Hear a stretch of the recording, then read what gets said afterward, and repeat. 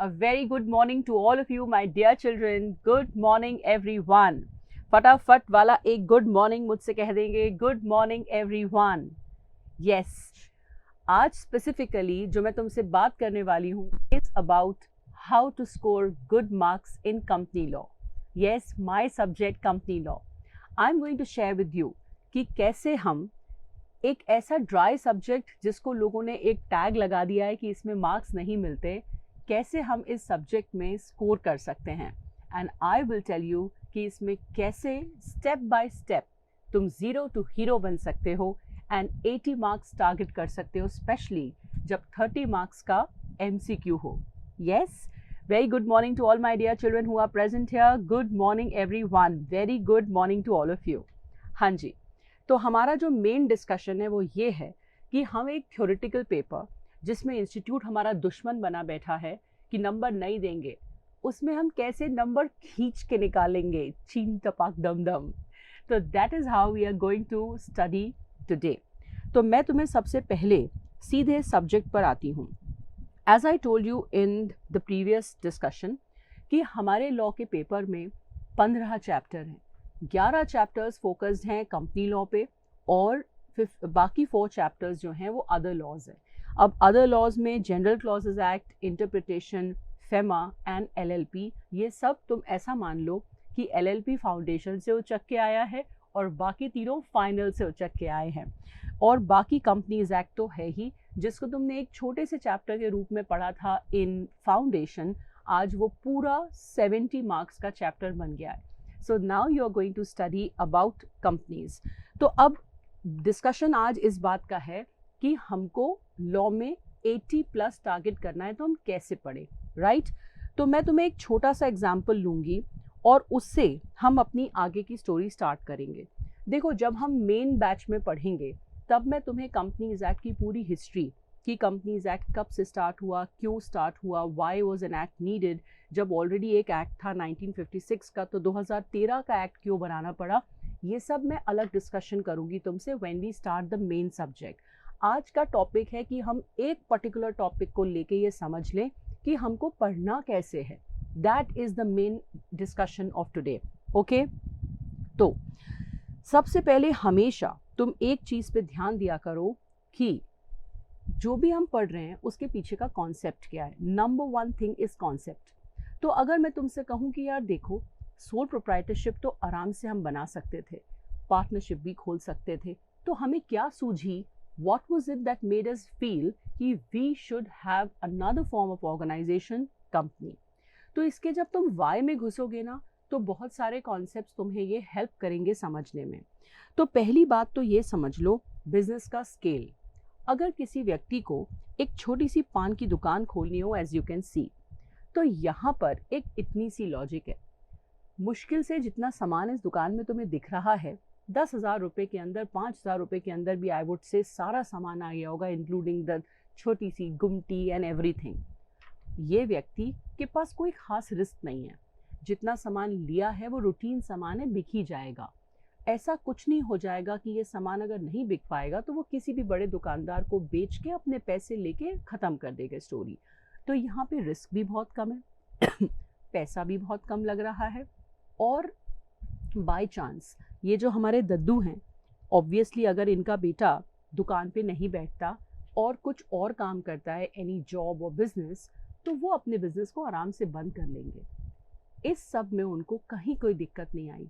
But 2 minute के लिए हम बिजनेस का पूरा स्केल चेंज करते हैं और हम इमेजिन करते हैं कि रिलायंस की जामनगर फैक्ट्री, यस, अपने जीके को ऑन पॉइंट कर लो, the biggest refinery in the world, 3,000 crore का बजट के साथ बनी हुई रिलायंस की जामनगर फैक्ट्री. इतना बड़ा एम्पायर खोलने के लिए सबसे पहले चाहिए बहुत सारा पैसा, कैपिटल. सोल प्रोप्राइटरशिप में एक आदमी के पास इतना पैसा कैसे आएगा. सेकेंड, पार्टनरशिप खोलोगे, मैक्सिमम 50 लोग तुम पार्टनरशिप में ले सकते हो. How do you think 50 people might be having such a huge amount of money, income tax paid white money. तो अब तुम्हारे पास ऑप्शन रहा कि लेट अस कलेक्ट पीपल, सबसे थोड़ा थोड़ा थोड़ा उनकी सेविंग लेते हैं, सबसे थोड़ा थोड़ा लेके एक बड़ा अमाउंट इकट्ठा हो जाएगा जिससे हम एक कंपनी खोलेंगे। सो वी डिसाइडेड कि कंपनी खोल लेते हैं, we will have bigger capital. तो आज के बाद जब भी तुम प्रैक्टिस में और तुम्हारा कोई क्लाइंट तुमसे पूछे कि मुझे बिजनेस स्टार्ट करना है, तो तुम्हें आज का डिस्कशन याद रहना चाहिए कि बिजनेस के स्केल से हम तय कर लेंगे हमें किस टाइप का बिजनेस खोलना है।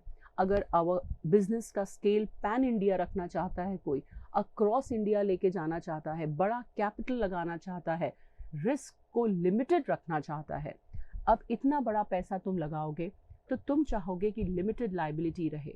ऐसा ना हो कि मैंने बिजनेस की कोशिश करने में अपने घर को ही बर्बाद कर लिया। So you would want limited liability. You would also want कि मैं अगर बिजनेस स्टार्ट करूं तो अगर मैं कोई लोन लूं तो भाई बिजनेस के फंड से लोन चुक जाए, मेरे घर तक बात ना आए। तो you would want separate legal entity. तो फिर से रिकैप करते हैं, तुम्हें क्या क्या चाहिएगा। You would need big capital to big business. You need भाई सेपरेट लाइबिलिटी, लिमिटेड लाइबिलिटी, कि भाई मेरा जो जवाबदारी है ना वो लिमिटेड रहे। You would need separate legal entity कि बिजनेस और मेरा घर अलग अलग रहे। बिजनेस के लोन चुकाने के लिए मेरे घर को ना पकड़ा जाए, सेपरेट रहे दोनों in the eyes of law. और इस सब के अलावा एक और बड़ी चीज सोच के देखो, धीरू भाई अंबानी के जाने के बाद एकदम प्रैक्टिकली सोचो, अनिल अंबानी और मुकेश अंबानी में आपस में नहीं बनी, तो अगर उन्होंने पार्टनरशिप खोली होती और पार्टनरशिप टूट जाती, तो जब एक ही पार्टनर बचता है तो क्या बिजनेस आगे चलता है? नहीं चलता, तो हमको बंद करना पड़ जाता। इतना बड़ा एम्पायर अगर पार्टनरशिप की तरह खोला होता तो it would have to be closed. तो ऐसा तो नहीं चलना चाहिए था। तो अगर कंपनी है तो कोई टेंशन ही नहीं है। कंपनी तो पर्सन ही अलग है ना, कंपनी अलग, मेंबर्स अलग। तो मेंबर्स स्प्लिट हो जाए, अलग हो जाए, उनकी डेथ हो जाए, कंपनी तो फिर भी चलती रहेगी। तो that is called perpetual succession. तो इन बेनिफिट्स के लिए हम कंपनी खोलते हैं। आज से तुम्हारे दिमाग में ये डिस्कशन रहना चाहिए कि हम कंपनी इसलिए खोलते हैं because we need more capital from more members. Bank loan से काम नहीं चलता। ऐसे लोग चाहिए जो पैसा देके बोले ठीक है अच्छे से बिजनेस करो, जब कमाई हो तब दे देना। You don't need that pressure of the bank loan कि ब्याज देना है, EMI भरना है। उस प्रेशर से बिजनेस नहीं कर सकते आप। That is why you need people जो आपको शेयर्स वाला पैसा दे दें, राइट? तो ये हो गई पहली बात। I will ask you questions, इसलिए ध्यान से सुनना। आज के डिस्कशन के बाद तुम्हारे दिमाग में बिल्कुल फिक्स हो जाना चाहिए कि मैं कंपनी इसलिए खोल रहा हूँ। Think like a chartered accountant. ज़्यादा कैपिटल चाहिए, कंपनी खोलना है। लिमिटेड लाइबिलिटी चाहिए, कंपनी खोलना है। सेपरेट लीगल एंटिटी चाहिए, कंपनी खोलना है। परपेचुअल सक्सेशन चाहिए, कंपनी खोलना है। ये सारे एडवांटेजेस हो गए। तो क्या हुआ अगर छोटे से 2-3 दिक्कतें भी हैं, चैलेंजेस भी हैं, लिमिटेशंस भी हैं? वो क्या है? पहला, कंप्लायंस बढ़ जाएगी। तुम्हें हर चीज़ के लिए अपने माई बाप ROC के पास जाना पड़ेगा। छोटी छोटी चीज़ों में पेनल्टी काफ़ी सारी लग जाएगी और सीक्रेसी ख़त्म हो जाएगी, क्योंकि तुम्हें अपने अकाउंट्स अपलोड करवाने पड़ेंगे। ROC उसको बिल्कुल अपने पोर्टल पे खोल खोल के सबको दिखाएंगे। तो बात समझ में आई? All my rock stars who are sitting there in the class, tell me. मैंने तुम्हें 4 ऐसे पॉजिटिव पॉइंट्स बताए जो तुमसे कोई पूछे तो माई एप्टियंस विल धर धर धर धर फटाफट tell me. Yes, Nandini. Yes, Kritika. Please tell me, what are the 4 pointers why we make a company? What's the first one? More capital. What's the second one? Limited liability. What's the third one? Separate legal entity. And what's the fourth one? Perpetual succession. Yes, ये चीज़ें तुम्हें बिल्कुल permanently दिमाग में रखनी है। और 3 limitations क्या बोलोगे? भाई देखो, कंप्लायंस ज़्यादा है, you need a company secretary, formation, registration, काफ़ी सारा काम लगेगा। तो फॉर्मेलिटीज़ ज़्यादा हैं, पेनल्टीज ज़्यादा लग सकती हैं, और बिजनेस की ट्रांसपेरेंसी रखनी पड़ती है, तो आपकी कोई सीक्रेसी नहीं बचती है। Sorted everyone? So my rock stars are not going to become रट्टू तोता। My rock stars are going to become people who are absolutely confident, who are absolutely sure कि हम जो भी पढ़ रहे हैं उसके पीछे का वाई क्या है। सॉर्टेड? यस। तो ये तो हो गई कंपनी। अब बात आई, यस बेटा, अब बात आई कि इतने सारे तरीके की कंपनीज बनती हैं, हम कौन से टाइप की कंपनीज बनाएं। तो यहाँ पर अब हम और डीपर डिस्कशन में घुसते हैं कि जैसे मैंने तुमसे कहा बिजनेस छोटा है तो हमारा छोटे से पैसे से भी काम चल जाएगा, बिजनेस बड़ा है तो पैसा और ज़्यादा चाहिए। तो यहाँ पर हम अपने लॉ के चैप्टर नंबर 1 पे कूद पड़ेंगे। अब हमारा जो लॉ का चैप्टर नंबर 1 है वो इसी पे फोकस्ड है कि कितनी तरह की कंपनीज हैं। ओके, मैंने जैसा कि तुमसे कहा कि जब अपन मेन सेशन में पढ़ेंगे तब मैं तुम्हें पूरा हिस्ट्री ऑफ लॉ पढ़ाऊंगी। मैं तुम्हें पढ़ाऊंगी कि लॉ कहाँ कहाँ अप्लाई करता है, क्या करता है, ये इसको प्रेसिडेंट की असेंट कब मिली, क्योंकि एमसीक्यू पेपर आता है लॉ में। एक एक बारीकी मैं तुम्हें बताऊंगी, सेक्शन ये कब आया, इतने कब आए, टोटल कितने सेक्शन है, तुम्हारे कोर्स में कितने सेक्शन है, एवरीथिंग। बट अभी तुम्हारा इंट्रोडक्शन है तो इसलिए I don't want to burden you with too much of information. अभी मेरा पर्पस है कि पढ़ाने का तरीका क्लियर करूं। तो मेरा फर्स्ट पॉइंट था कॉन्सेप्ट से पढ़ना है, जिसमें हमको ये समझना है कि हर चीज़ के पीछे का वाई क्या है। जब भी हमको कोई टॉपिक याद ना आए तो हम वाई को याद कर लें तो हमें अपने आप क्लिक करेगा। ओके, देन मैं तुम्हें लॉ के वेरिएशंस बताऊंगी कि एक्ट क्या होता है, ऑर्डिनेंस क्या होता है, डिपार्टमेंट ऑफ कंपनी अफेयर्स क्या होते हैं, केस लॉज क्या होते हैं, एवरीथिंग। जो तुम फाउंडेशन में पढ़ के आए हो वो एक इंट्रोडक्शन था, और अब तुम्हें असली मज़ा आएगा। You would think like a senior professional, तब मज़ा आएगा तुम्हें लॉ पढ़ने में। और अगर दिल से लॉ पढ़ोगे ना तो that is going to become your favourite subject, ये मेरा वादा है तुमसे। ओके, मैं तुम्हें हायरार्की बताऊंगी कि कैसे एमसीए क्या होता है and who is the top most authority in everything. अभी हम आते हैं कि कितने तरह की कंपनीज हम बना सकते हैं। तो अब तुम्हें एक ब्रॉड बात पता है कि मैम प्राइवेट बना सकते हैं, पब्लिक बना सकते हैं, ओपीसी बना सकते हैं, पर मैम स्मॉल भी तो बना सकते हैं, एसोसिएट भी तो बना सकते हैं, होल्डिंग भी तो बना सकते हैं। तो ठहरो ठहरा, एक एक करके हम एक एक का पोस्टमार्टम करेंगे। द फर्स्ट कंपनी जो मेंबरशिप के बेसिस पे कंपनीज का क्लासिफिकेशन है इज़ प्राइवेट कंपनी। तो हम सबसे पहले प्राइवेट कंपनी सीखेंगे कि प्राइवेट कंपनी क्या है। ओके, तो नाउ आई सेकेंड बात, कॉन्सेप्ट के बाद you should make good notes, क्योंकि आज जो तुम पढ़ रहे हो तुम्हें एग्जाम देना है 9 months बाद। So I will be dictating the notes in the class और तुम पूरे लिख के नोट्स बनाओगे। तो मैं सबसे पहला सेक्शन तुम्हें पढ़ाना स्टार्ट कर रही हूँ and that is 2 subsection 68 private company. Okay, तो सबसे पहले हम पढ़ेंगे प्राइवेट कंपनी 2 subsection 68, क्योंकि हमको पढ़ना है कि हम कितने तरह की कंपनीज बना सकते हैं। तो देखो भाई, कॉन्सेप्ट पता है इतना सा है, आपने डिसाइड तो कर लिया मुझे कंपनी बनानी है। अब आपको ये तय करना है कि मैं प्राइवेट कंपनी बनाऊं या मैं पब्लिक कंपनी बनाऊं। ये 2 ब्रॉड बाइफिकेशंस हैं बेटा। कंपनी तो तुमने तय कर लिया कि बनाना है, अब प्राइवेट बनाऊं कि पब्लिक बनाऊं ये तय करना है, एक बात। अब प्राइवेट में भी तुम्हारे पास ऑप्शन है कि स्मॉल कंपनी बनाऊं कि ओपीसी बनाऊं, ये भी तय करना है ना। इसके बाद डीपर लेवल्स में मैं तुम्हें बताऊंगी कि हम खुद की कंपनी बनाएं या किसी कंपनी को अपना एसोसिएट बना लें या किसी को अपना सब्सिडियरी बना लें, या फिर हम तो भैया सीधे शॉट मारें और एक फॉरेन कंपनी बना लें विदेश में। तो ये सब हम डिस्कस करेंगे। अभी हम सबसे पहले आ रहे हैं प्राइवेट कंपनी। पता है, इंटर का लॉ पढ़ने के बाद ना तुम खुद कंपनी बनाना सीख जाओगे। इतना प्रैक्टिकल लॉ है इंटर का, बहुत ही इंटरेस्टिंग सब्जेक्ट है मेरे हिसाब से। तो मेरा तो पैशन है ही, तुम्हारा भी ये पैशन और टारगेट बन जाएगा कि मुझे 80+ लाना है। बोलो my rock stars, yes you will be doing and having that passion with me और नॉट। यस, अब की बार 80 पार, लॉ की बात हो रही है। यस नंदिनी, यस कनक, यस विदुषी, बहुत सारे सपने हैं तुम सबके लिए, बहुत कुछ करना है। और it's a very good thing is कि तुम्हारे एग्जाम्स में आज से देखा जाए तो 10 months हैं, फोड़ डालेंगे अपन। इतना टाइम अगर तुम्हें मिल गया है ना और तुम जैसा मैं कह रही हूँ वैसे चल रहे हो, फोड़ डालेंगे अपन। दैट्स व्हाट इज़ माय वादा। यस, तो प्राइवेट कंपनी पे आते हैं बच्चों। प्राइवेट कंपनी तब बनाते हैं अपन जब अपन लोगों को बहुत ज़्यादा पैसे की ज़रूरत नहीं है। 200 लोग हम बस जाएं उनके पास और शेयर मार्केट में भी जाने की ज़रूरत नहीं है, मिल मिल के एक एक से कि हम 200 लोगों के पास तक जा सकते हैं और उनसे कह सकते हैं कि हमको आप पैसा दीजिए, दिस इज़ आवर बिजनेस। तो एक छोटे स्केल पर हम प्राइवेट कंपनी को बना सकते हैं।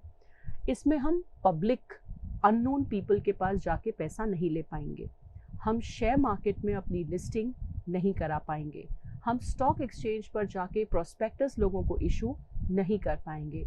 तो मैम फिर हम पैसा कैसे रेज करेंगे? हम एक एक व्यक्ति के पास जाएंगे बच्चों और उससे बोलेंगे कि आपके पास फंड्स हैं, दिस इज़ माय प्रोजेक्ट। तो अगर 200 लोगों तक हमें पैसे मिल गए तो हम उस पैसे से स्टार्ट कर लेंगे। ये एक मूल मोटी बात हो गई। ओके बेटू, अब लॉ क्या कहता है? तो सबसे पहले सभी लोग अपना रजिस्टर उठाएंगे और छोटा सा एक सेक्शन लिखेंगे ताकि हम इसका फुल पोस्टमार्टम करके पढ़ें। मुझे आज समय कम पड़ जाएगा, इतना सारा मुझे प्राइवेट कंपनी के बारे में तुम्हें बताना है। लिखेंगे, सबसे पहले तुम लिखोगे 2 सबसेक्शन 68। देखो बेटू, ये तो सेक्शन है और सेक्शन का नेक्स्ट बाइफर्केशन होता है सब सेक्शन। इसके बाद आते हैं क्लॉजेस और सब क्लॉजेस, ये भी अपन बाद में पढ़ेंगे। अभी तुम लिखो 2 सबसेक्शन 68 क्या कहता है, what is a private company. एक चार्ट बनाओ। एग्जाम में भी आप एग्जामिनर को एक नीट एंड टाइडी चार्ट बना के आते हैं और उसको बर्ड्स आई व्यू मिल जाता है तो ही और शी इज़ रियली इम्प्रेस्ड कि बच्चा बिल्कुल पढ़ के आया है, रट के नहीं आया है। ओके, तो पहला, restricts the right to transfer shares. Private company वो है, हम प्राइवेट कंपनी के फीचर्स पढ़ रहे हैं, फिर आप देख लेना कि आपके ये वाले फीचर्स मैचिंग हो तो ऐसी कंपनी बना लेना। Okay my rock stars, yes. तो प्राइवेट कंपनी वो है, first, restricts the right to transfer shares. Restricts the right to transfer shares. Okay, second point लिखो, फिर एक एक करके एक्सप्लेन करूंगी। Limits the number of members to 200। मतलब प्राइवेट कंपनी के सदस्य मैक्सिमम 200 हो सकते हैं। Limits the number of members to 200। उसमें 2 बातें लिखो। जॉइंट शेयर होल्डर्स को सिंगल मेंबर हम मानेंगे। अभी बिल्कुल दिमाग मत लगाओ कि ये इसका क्या मतलब है, मैं बताऊंगी अभी, तुम बस लिखो। जॉइंट शेयर होल्डर्स को हम सिंगल मेंबर ट्रीट करेंगे और past and present employees shall be excluded. बिल्कुल दिमाग लिमिटेड इस्तेमाल, एनर्जी बचा के रखो, अभी मैं इसका पोस्टमार्टम करने वाली हूँ। तो past and present employees shall be excluded. Okay, writing speed थोड़ी तेज रखेगी मेरी क्लास, बिकॉज हम स्पीड पर भी अभी अटैक करेंगे। I will talk about speed also, जो तुमने फाउंडेशन के लॉ के पेपर में देख लिया कि स्पीड कितनी ज़रूरी होती है। Prohibits invitation to public for securities. Prohibits invitation to public, yes yes लिखना ज़रूरी है। बिल्कुल, पढ़ाई शुरू हो चुकी है, युद्ध का बिगुल बज चुका है, पढ़ाई स्टार्ट हो चुकी है मेरे बच्चों की।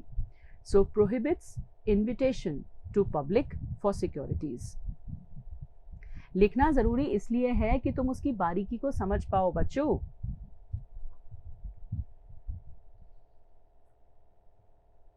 Prohibits invitation to public for securities, that is shares, debentures, deposits। अब आते हैं, चलो पोस्टमार्टम करना शुरू करते हैं। एक एक शब्द को हम ढंग से पढ़ेंगे। Section 2 sub section 68 private company के 3 फीचर्स बताता है। पहला, रिस्ट्रिक्ट्स। अच्छा बताओ, ये जो रिस्ट्रिक्ट्स वर्ड है, ये सिर्फ रिस्ट्रिक्ट, इसका मीनिंग क्या है? Who can tell me the meaning of this? What's the meaning of the शब्द रिस्ट्रिक्ट? अब अपन पोस्टमार्टम करेंगे, रोकना, ठीक है। अच्छा, क्या इसका मतलब प्रोहिबिट है?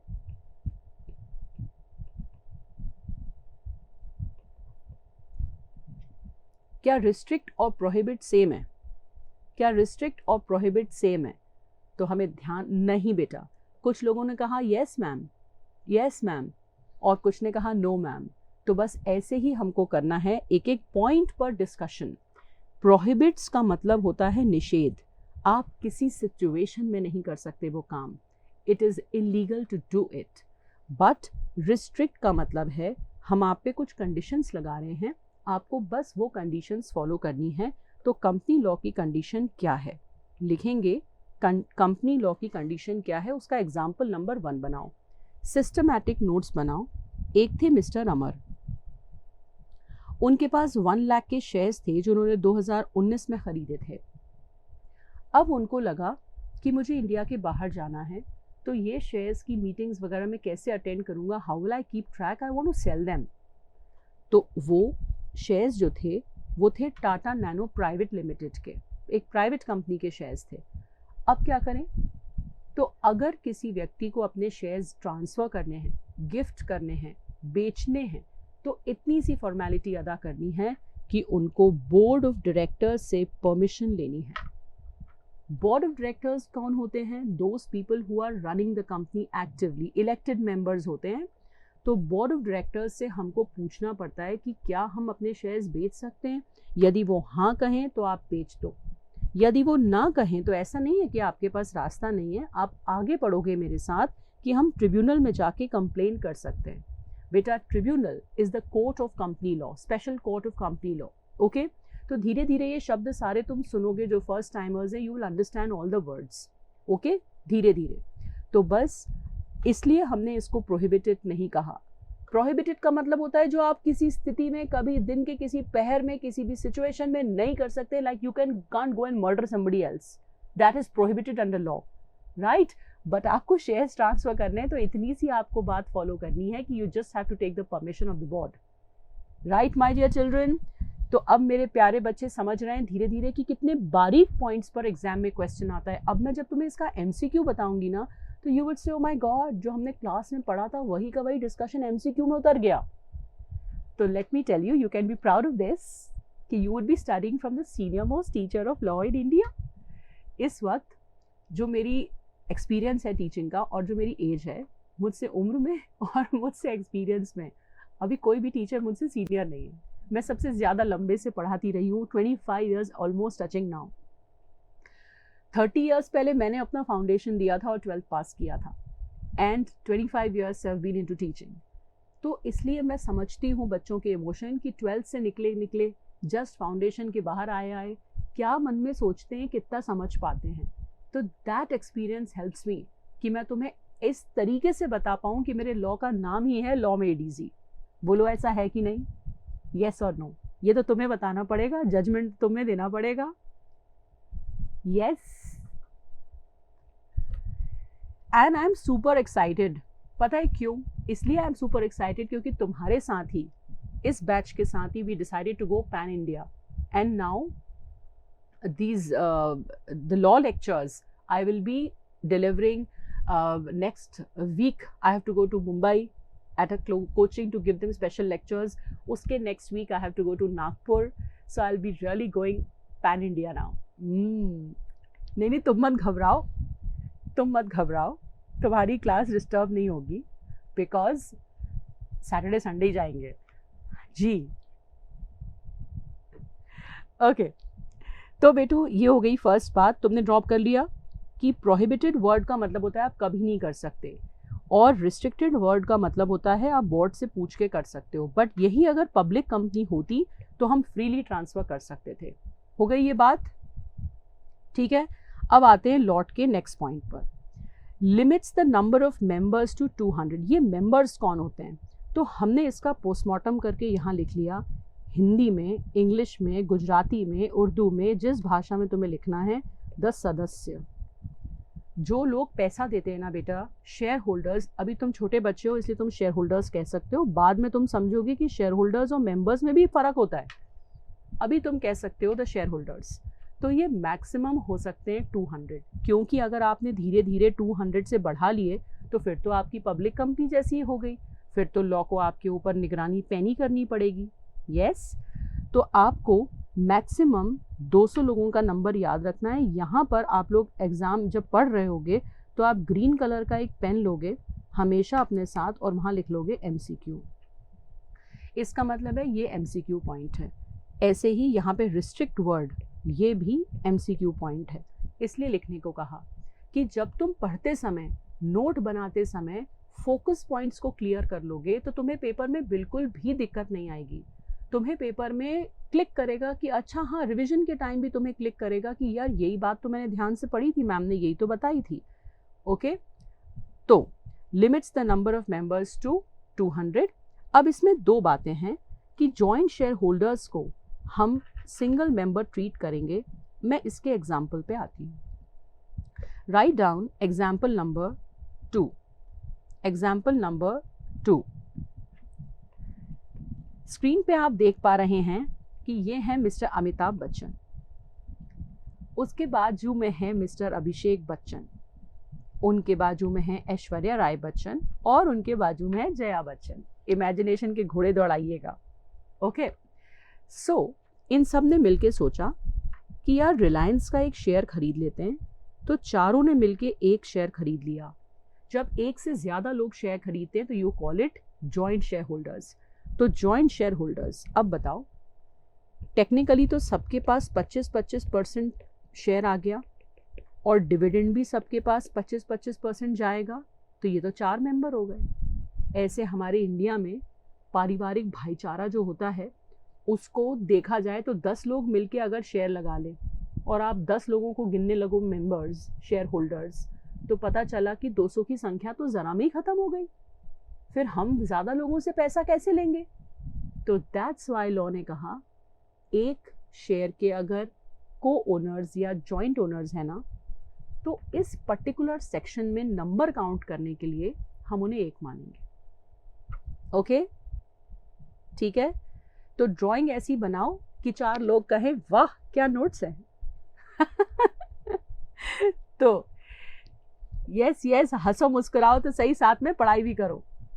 तो बच्चों 4 शेयर होल्डर्स की ड्राइंग बना लो फटाफट। जॉइंट शेयर होल्डर्स को हम एक मानेंगे। ओके, आई एम एक्सपेक्टिंग कि सब लोग नोट्स साथ में बनाते चल रहे हैं। क्लास के बाद मैं सबसे मोबाइल पे मंगवाऊंगी कि आज की क्लास के नोट्स भेजो, देखते हैं कितने लोगों ने सही नोट्स बनाए। विकर्ष भाई समझ ले गए तुम, अब आ गए ना तुम पकड़ाई में। Next, past and present employees shall be excluded. अब ये क्या फंडा है? पुराने और अभी के एम्प्लॉइज को हम 200 की संख्या में नहीं गिनेंगे। What is the logic behind this? देखो, मैं तुम्हें एक एग्जाम्पल दे रही हूँ, जो एग्जाम्पल काफ़ी पुराना समय का है। पॉइंट नंबर 2 का एग्जाम्पल, ये मेरा अभी एग्जाम्पल नंबर 3 है। सिस्टमैटिक नोट्स बनाओ, उनका एग्जाम्पल लेके मैं बेस बना के बता रही हूँ। इन्फोसिस कंपनी का नाम तुम सबने सुना है। इन्फोसिस के ओनर थे नारायण मूर्ति। बोलो हाँ या ना? तो नारायण मूर्ति सर ने शुरू में मान लो एक प्राइवेट कंपनी बनाई। उस कंपनी में उन्होंने सॉफ्टवेयर मैन्युफैक्चरिंग स्टार्ट की। अब उनकी कंपनी के जो अच्छे सॉफ्टवेयर इंजीनियर्स थे, इनके साथ क्या होता था, ये इनको ट्रेन करते थे। लाख रुपए सपोजिंग मंथ की सैलरी दे रहे हैं, तो एक दूसरा कॉम्पिटिटर था सत्यम कंप्यूटर, वो पता चला उन्हें 1.5 लाख रुपए की सैलरी दे के वहाँ से हटा ले। तो अब उनको लगा कि यार मैं अपने लोगों को ट्रेन करता हूँ और वो लोग दूसरे लोग कॉम्पिटिटर्स उनको ज़रा में ट्रेन करके कहीं और ले जाते हैं। ऐसा क्या करूँ कि ये लोग कंपनी में टिके रहें? तो उन्होंने एक बड़ा दिमाग लगाया, बढ़िया। उन्होंने अपने एम्प्लॉइज़ को शेयर्स दे दिए, जिसको हम कहते हैं स्वेट इक्विटी शेयर्स। स्वेट का मतलब पसीना, इक्विटी का मतलब बराबर की हिस्सेदारी, और स्वेट इक्विटी शेयर्स का मतलब अब उनका एम्प्लॉय शेयर होल्डर भी बन गया। प्लीज सोच के बताओ, क्या उनका इंटेंशन उनसे पैसे लेना था या उन्हें कंपनी से जोड़े रखना था? कंपनी से जोड़े रखना था। तो अब जब एम्प्लॉयज को शेयर्स मिल गए तो बहुत सारे एम्प्लॉयज को उन्होंने शेयर दे दिए। 500 प्लस एम्प्लॉयज के पास शेयर हो गए और लॉ कहता है कि आप 200 के ऊपर तो दे ही नहीं सकते। तो उनकी तो पूरी प्लानिंग ही फेल हो जाती। उनका इंटेंशन कुछ और था कि मैं अपने एम्प्लॉयज को अगर शेयर्स दूंगा तो होगा ये कि सैलरी के अलावा उनको डिविडेंड भी मिलेगा, कंपनी की मार्केट वैल्यू बढ़ेगी, तो वो लोग शेयर्स बेच के अपने फ्यूचर में कैपिटल गेन भी कर सकते हैं। तो इस लालच में तो कम से कम टिके रहेंगे। तो मेरा उद्देश्य तो ये था, और लॉ कह रहा है 200 के ऊपर जा नहीं सकते। तो दैट इज वाई लॉ ने कहा ठीक है आप कर लो ऐसा, हम आपके एम्प्लॉयज को 200 की संख्या में नहीं गिनेंगे। अब तुम्हें आज का ये डिस्कशन अगर याद रह गया, बेटा सेक्शन 54 होता है स्वेट इक्विटी शेयर्स, यस। तो अब अगर तुम्हें आज का ये डिस्कशन याद रह गया तो तुम ये मान के चलो कि तुम भूल ही नहीं पाओगे। तुम्हें याद आएगा, मैम ने कहा है पास्ट एम्प्लॉयज़ को नहीं लेना, करंट एम्प्लॉयज़ को नहीं लेना, और तुम्हें नारायण मूर्ति जी का इन्फोसिस का एग्जाम्पल याद आ जाएगा। तो डिस्कशन क्लास का इतना इम्पॉर्टेंट होता है, हम इससे लर्निंग करते हैं, हमें रटना ही नहीं पड़ेगा, हमें याद आएगा। इतना डिस्कशन एक एक टॉपिक पे होना चाहिए। तो मेरे जो लॉ के लेक्चर्स देखोगे, ऑलरेडी जो लोग इंटर के लिए रजिस्टर करा चुके हैं वो तो पढ़ना स्टार्ट कर चुके हैं कि हम इतनी ही डिटेल में सारे सेक्शंस पढ़ते हैं।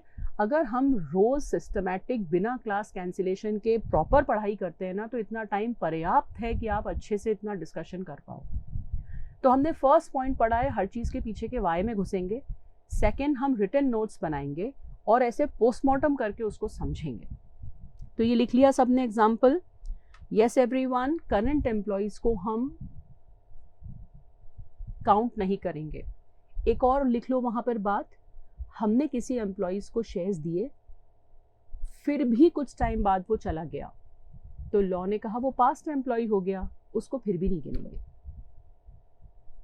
Yes Harshit, this is very close example of real life example. Real life के फैक्ट्स हम कॉन्फिडेंशियलिटी के कारण बता तो नहीं सकते हैं, but it is very close example. Okay, आगे बढ़ते हैं। तो हम पास्ट एंड प्रेजेंट एम्प्लॉयज़ को नहीं जोड़ेंगे। बताओ कहाँ तक आ गए? सेक्शन हमने दिमाग में बिठा लिया, 2 सब सेक्शन 68 हमने बिठा लिया। It restricts the right to transfer shares, not prohibit. Maximum 200 सदस्य या मेंबर्स हो सकते हैं, जिसमें joint share holders, Amitabh Bachchan ji वाला एग्जाम्पल, उनको सिंगल काउंट करेंगे। यस, इसकी केस स्टडी आती है बेटा। और पास्ट एंड प्रेजेंट एम्प्लॉयज़ को हम एक्सक्लूड करेंगे 200 की संख्या में। इसके बारे में मुझे तुम्हें एक पॉइंट और बताना है, अभी बताती हूँ, पहले इस पे आ जाऊँ। Prohibits invitation to public for securities. बेटू, सिक्योरिटी का मतलब होता है शेयर, डिबेंचर, डिपॉजिट्स। ये सब आगे चैप्टर 4 में पढ़ोगे। हम निषेध है, प्रोहिबिटेड है, कभी भी पब्लिक के पास जाके प्रोस्पेक्टस इशू करके हम पैसा नहीं उठा पाएंगे मार्केट से। हमें प्राइवेट प्लेसमेंट करना पड़ेगा, जो एक एक आदमी से मिल के आप करते हो। सॉर्टेड है मेरी बात? लिख ली एवरीवन? हाँ बेटा, एक बच्चे ने क्वेश्चन पूछा है कि मैम हमको फिर जब किसी से मिलना ही अलाउड नहीं है तो हम पैसा कैसे रेज करेंगे? बच्चों, इट्स नॉट मिलना अलाउड नहीं है, शेयर इशू वो नहीं कर सकते, प्रोस्पेक्टस इशू नहीं कर सकते। आप अपने परिचित 200 लोगों तक तो जा ही सकते हो। यस, तो my class will just imagine 2 sub section 68, उसके 3 पार्ट्स।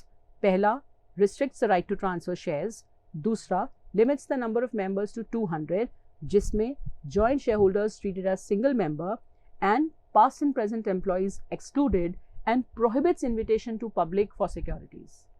तो मेहनत इतनी शानदार करो कि सक्सेस शोर मचाए, हाँ या ना?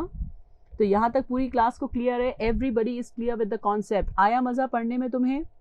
प्राइवेट कंपनी, अभी बात मेरी ख़त्म नहीं हुई है, अभी बात मेरी ख़त्म नहीं हुई है। एक सेक्शन है बट अभी मेरी बात ख़त्म नहीं हुई है।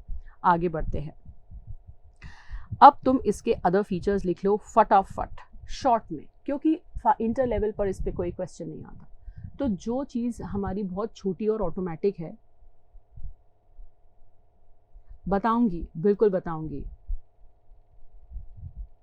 FM बस पढ़ने वाले हो, चिंता मत करो। इसके मेरे क्लास के बाद सर की क्लास है, हम दोनों की क्लास थी ना आज, यू कांट से दैट। चलो अदर फीचर्स लिख लो फटाफट। No minimum capital is needed. Private company में no minimum capital is needed. एक ज़माना था जब 1 लाख रुपए लगा के ही कंपनी खुलती थी और 5 लाख लगा के पब्लिक कंपनी, हम लोग जब पढ़ते थे। पर आज की डेट में कोई मिनिमम कैपिटल नहीं चाहिए, 1 रुपये से भी आप कंपनी खोल सकते हो। कंपनी के नाम के पीछे प्राइवेट लिमिटेड की पूंछ लगी रहेगी, जिससे आप पहचानोगे कि ये प्राइवेट कंपनी है।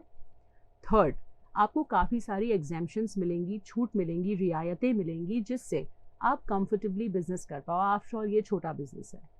चौथा, मिनिमम नंबर ऑफ डायरेक्टर्स आपको रखने पड़ेंगे।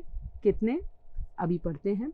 सेक्शन 3 कहता है, सेक्शन 3, अभी हम 2 सब सेक्शन 68 पढ़ रहे थे, अभी हम 2 मिनट के लिए कूद के 3 पे जा रहे हैं। सेक्शन 3 कहता है कि कम से कम 2 लोग तो आपको चाहिए, और 2 सब सेक्शन 68 कहता है कि मैक्सिमम 200 चाहिए। 2 सेक्शन से मिलके हमारा कॉन्सेप्ट बना है।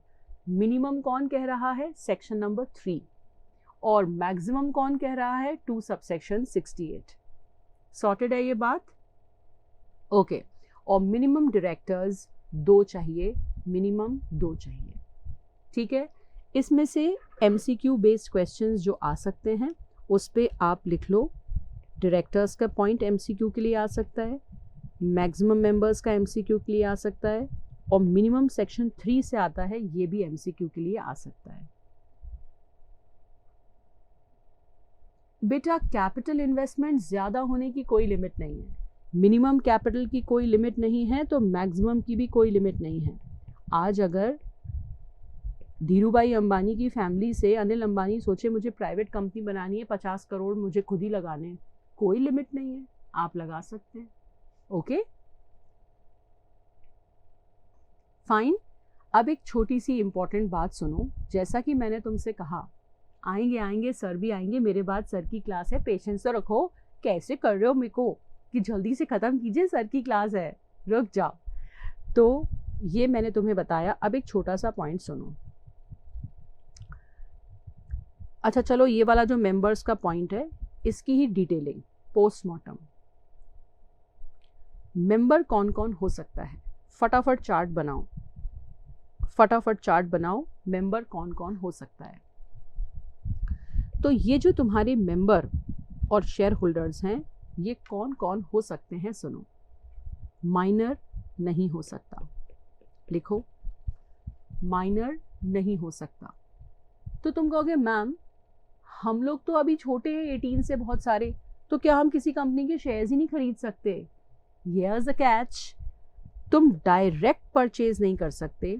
तुम्हारे फादर खरीदे और तुम्हें गिफ्ट कर दें वो चलेगा, क्योंकि बेटू डायरेक्ट परचेज करना is a contract between the company and that person, and minor cannot enter into a contract. That is why direct purchase नहीं कर सकते। तुम्हारा कोई घर का व्यक्ति खरीदे और तुम्हें गिफ्ट हो दे, या कोई बहुत बड़े तुम्हारे बुजुर्ग रिलेटिव हैं, उनकी डेथ हुई और उनके कारण तुम्हारे पास वो विल में लिख गए कि इस बच्चे को शेयर दे दो, तो मिल सकते हैं। ओके, तो member cannot be a minor, ये पहला पॉइंट लिख लो। Member cannot be unsound mind person and he cannot be disqualified by law. तुम ऑलरेडी पढ़ के आए हो कि disqualified by law कौन होता है? Insolvent, alien enemy और any person like a criminal. ये लोग नहीं हो सकते हैं कंपनी के मेंबर। ठीक है, बिल्कुल शॉर्ट में लिखो। शॉर्ट में इसलिए लिखो क्योंकि ये पॉइंट सारे MCQ पॉइंट्स हैं, तो जिस चीज़ को जितनी ज़रूरत है उतना ही टाइम देंगे। डिटेल में पढ़ने का ये मत नहीं है मतलब कि हम टाइम वेस्ट करेंगे। ओके, फिर लिखो, मेंबर जो है वो इंडिविजुअल भी हो सकता है। Any member can be individual also and he can be individual also and he can be a company also. मतलब एक कंपनी दूसरे कंपनी के शेयर्स बिल्कुल खरीद सकती है। So member can be individual also, definitely has to be a major. Can be a company also. He can be a foreigner also. Foreigners India में आके कितना पैसा लगाते हैं, यही तो जरिया है FDI आने का, फॉरेन डायरेक्ट इन्वेस्टमेंट। तो मुझको बताओ तुमने कौन से लॉ में पढ़ा था कि foreigner cannot be part of that entity? Can somebody tell me? Can somebody tell me? Can somebody tell me? Yes, partnership. Yes, you heard it right. Yes, partnership act 1932 में फॉरेनर आके partner नहीं बन सकता है। ये आप पढ़ के आए हो ऑलरेडी, है ना बेटू? तो छोटी छोटी बारीकियों को ध्यान रखो कि पार्टनरशिप में एक फॉरेनर आके पार्टनर नहीं बन सकता, सिर्फ इंडियंस ही पार्टनरशिप फॉर्म के पार्टनर बन सकते हैं, but member of a company can be a foreigner. Okay, he can be a artificial person also. अब एक छोटी सी बात बताओ, क्या एक पार्टनरशिप फर्म किसी कंपनी के शेयर्स खरीद सकती है?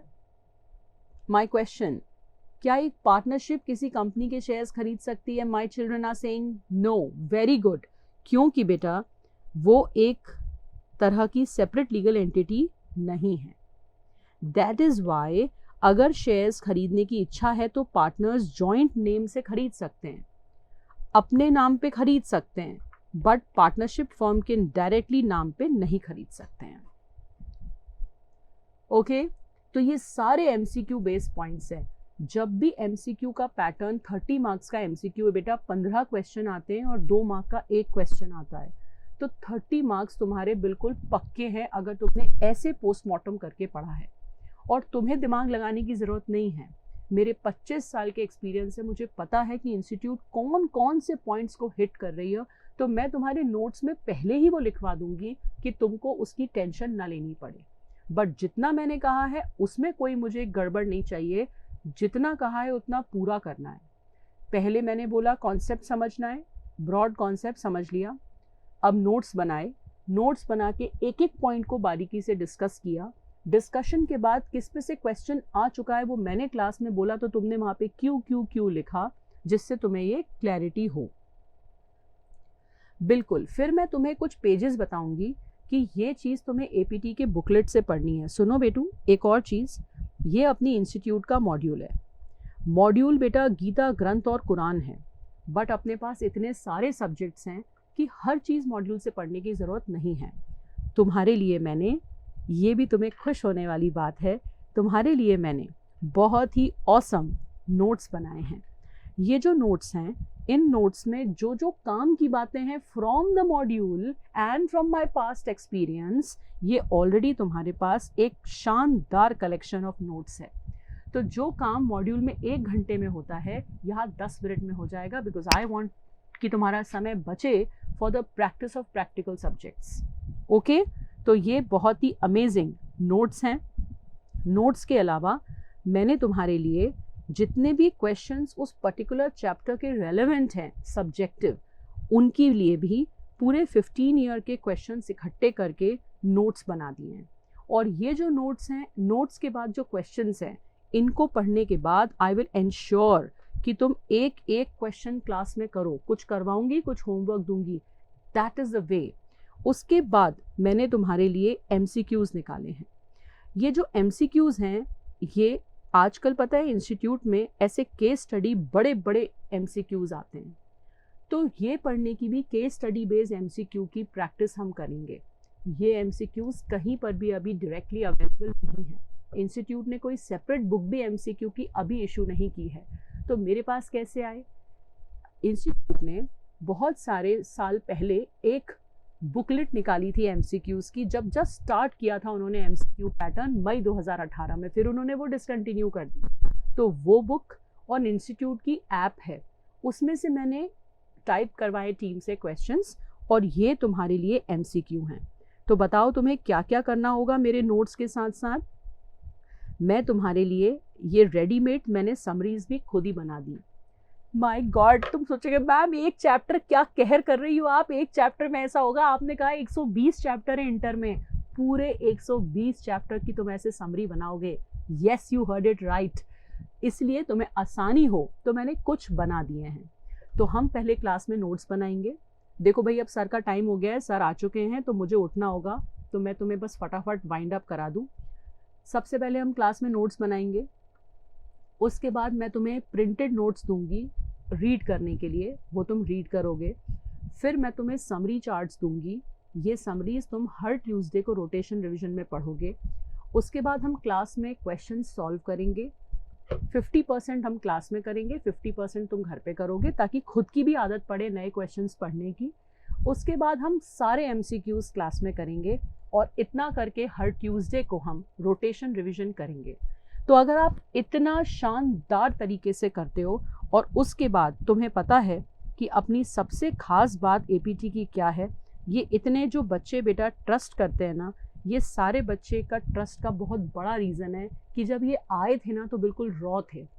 मैंने क्वेश्चन की प्रैक्टिस करवा करवा के उनको एक लेवल तक लेके आया। कोई बच्चा फर्स्ट अटेम्प्ट में पास होता है, कोई सेकंड में होता है, कोई थर्ड में भी होता है, बट तुम किसी भी एप्टियन से पूछो कि यहाँ के सारे टीचर्स, नॉट ओनली मी, उनका जो बिहेवियर है और जो व्यवहार है किसी ड्रॉपर के साथ, वो वैसा ही है जैसा किसी फ्रेशर के साथ है। क्योंकि हर बच्चा सेम नहीं होता। तो ये जो सपोर्ट तुम्हें मिलता है ना, इतनी पढ़ाई की सपोर्ट और ये जो मेंटल एंड मॉरल सपोर्ट है, उससे ये बच्चे जो है एपीटी से जुड़े रहते हैं। जितने भी बच्चे एपीटी से फाउंडेशन करते हैं, से सपोजिंग 200 बच्चे पास हुए, तो 200 में से 3-4 किसी लोकेशन या किसी वजह से छोड़ के सारे के सारे इंटर एपीटी में रिपीट इसीलिए करते हैं। ये 15 साल की हिस्ट्री है। तो दैट इज़ द रीज़न। इस डीप पढ़ाई के कारण तुमने कल ही मेरा पोस्ट देखा होगा कि जो बच्चे फेल हो गए थे लास्ट अटेम्प्ट में, मैंने आज उनके लिए सेशन रखा है कि इंटर को आप 3 महीने में कैसे करो, फॉर द ड्रॉपर्स स्पेशली। तो this support is something which is so precious at APT. तो इसलिए आपको पूरा आंख बंद करके आप भरोसा कर सकते हो। बेटा अभी भी मेरा डिस्कशन कंप्लीट नहीं हुआ है बिकॉज सर की क्लास थी, तो आई वुड लाइक कि मैं इतना ही विराम दूं। अब मेरी क्लास बाद में लगेगी सीधे एग्ज़ाम के बाद। This was just to tell you हम कैसे पढ़ने वाले हैं। अब नेक्स्ट क्लास में तुम राहुल जैन सर से मिलोगे जो तुम्हारे अकाउंट्स के टीचर हैं। उसके बाद तुम अंशुल सर से मिलोगे, मास सर से मिलोगे, धर्मेंद्र सर से तो बहुत लोग जानते ही हैं। तो इस तरह से सारे टीचर से तुम एक एक करके मिलोगे एंड तुम्हें आने के पहले ही you will be very very sure कि मुझको इन्हीं से पढ़ना है। ओके अब मैं तुम्हें एक छोटा सा क्वेश्चन बता रही हूँ। तुम सबको मैंने फाउंडेशन में सिखाया था कि हम लोग क्वेश्चन को प्रोविजन एनालिसिस कंक्लूजन के स्टाइल में लिखेंगे। आज क्योंकि समय कम था तो मैं इसका सेशन नहीं ले पाई फॉर द न्यू चिल्ड्रन कि आंसर कैसे लिखना है। This also I will take up कभी बीच में जब हम पढ़ना स्टार्ट करेंगे। और ये तुम्हारा आज का क्वेश्चन है। पूरी क्लास मुझको ये वाला question please take a snapshot, फटाफट टेक अ स्नैपशॉट। और जितने लोग क्लास में प्रेजेंट हैं वो सब मुझे ये लिख कर भेजेंगे। जगन्नाथ ऑयल्स क्वेश्चन, कुछ लोग गलत कर लेंगे, कुछ लोग सही कर लेंगे, but I am waiting for you. मेरा नंबर तुम सभी के पास है, बट अगर कोई नया स्टूडेंट है तो प्लीज़ नोट माई नंबर 97-4/5-7939। दिल में बसा लो, अब तो आगे तक का ज़िंदगी का रिश्ता है। 97-4/5-7939। तो तुम आज सर की क्लास के बाद स्टार्ट करोगे विद दिस। ओके अब जिनसे तुम पढ़ने वाले हो, तुम्हारे मनोज सर, उनके बारे में वैसे तो तुम बहुत कुछ जानते हो बट कुछ तो बताना बनता है। बच्चे फाइनेंशियल मैनेजमेंट ऐसा सब्जेक्ट है जो एक्सट्रीमली डिटेल्ड सब्जेक्ट है। ऐसे सब्जेक्ट को सर जिस तरीके से पढ़ाते हैं इट इज़ प्रेशियस। एक एक छोटे छोटे पॉइंट को, जैसे मैंने तुम्हें एक पॉइंट के इतने एग्जाम्पल बनाए, वो ऐसे छोटे छोटे एग्जाम्पल्स बना के इतने डिटेल में उसको ले जाते हैं कि you will start loving financial management. So you are very lucky to be studying from a person. Sir IAS officers को पढ़ाने जाते हैं, सर पुलिस डिपार्टमेंट में ऑफिशियली पढ़ाने जाते हैं। अभी मेरे पास सर का वो जो वीडियो है वो I am unable to just show it, अभी मुझे सामने वो दिख नहीं रहा है, but definitely I will show it to you in the next class. मैं तुम्हें उसका वो भेजूंगी लिंक, तब तुम देखना, so you can be proud of him कि हम किन से पढ़ने वाले हैं। FM सही बात है। सो ये आज का होमवर्क है and you have to give it and I will be meeting you परसों। एंड परसों है तो राहुल सर की क्लास, but I will be just introducing him to you and then you will study with him. Okay